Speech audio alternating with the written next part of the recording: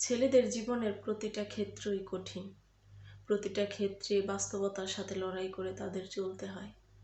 তাদের বুকের কষ্ট, ব্যথা বেদনা কাউকে বলতে পারে না।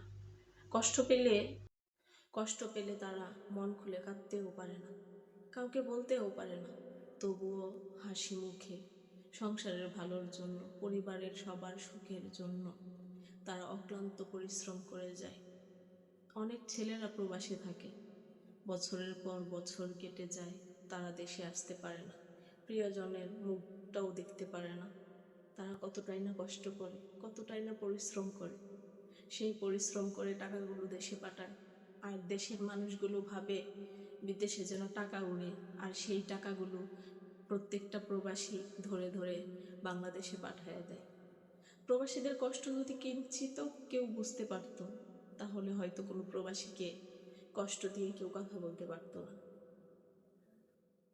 একটা প্রবাসী কত না কষ্ট করে দিন যাপন করে, খেয়ে না খেয়ে নিজের পরিবারের জন্য একটা একটা করে টাকা জমিয়ে দেশে পাঠায়।